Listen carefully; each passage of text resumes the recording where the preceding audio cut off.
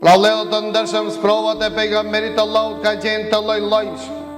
Kjo që është që e boni Aisha radhiyallahu anha, ta pyet pejgamberin Allahut dhe t'i thot: ja Rasulullah, a ke përjetu ndonjë sprov më të rëndë se sa ditën e Uhudit?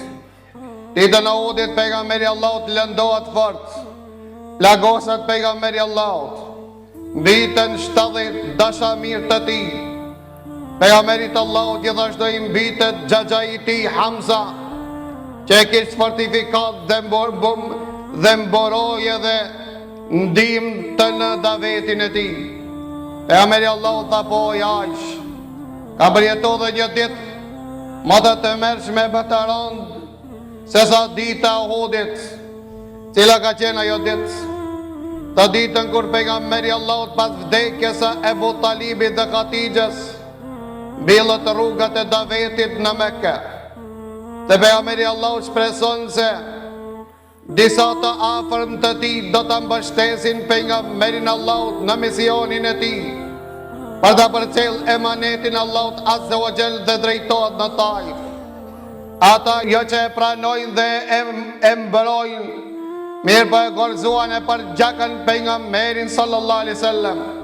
Pra vëllezër të ndershëm, lëndimi më i rëndë i pejgamberit Allahut shpirtërisht ka qenë ditën e Taifit, ndërsa lëndimi më i rëndë i pejgamberit Allahut fizikisht ka qenë ditën e Uhudit. Këto janë dy ditë më të tmerrshme që i ka përjetuar pejgamberi Allahut, derisa Allahu Azza wa Jall e njën dhimbjen e fort që pejgamberi Allahut prej lëndimit, prej dëbimit që e përzonën popullit Taifit.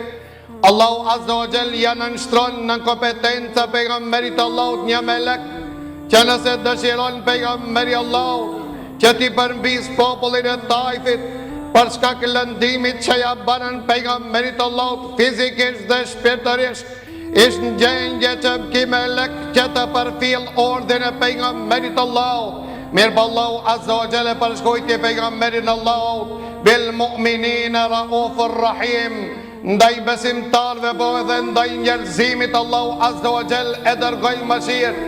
Pejgamberi Allahut tha: jo, kam dëshirë që në mesin e tyre të dalin burra që ta madhrojnë Allahun Azza wa Jall.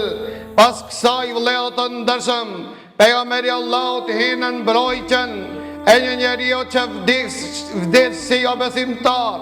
Mirë po pejgamberi Allahut nuk ja harron të këtë mirësi që e ka bon ki njeri, që i qonë të Mut'im ibn Adi, që në luftën e Bedrit kur pejgamberi Allahut i robëroi 70 nga moshrikat, thonë të pejgamberi Allahut të kishtë qenë Mut'im ibn Adi që më strehoj në Mekke dhe të kishtë ndërmjetësu për këta të robëruar, do t'i kisha liruar në shenjë respekti dhe nderi për atë që e boni me mu, kur më strehoj dhe më mundsoj që të sirisht të hinë pejgamberi Allahut në Mekke.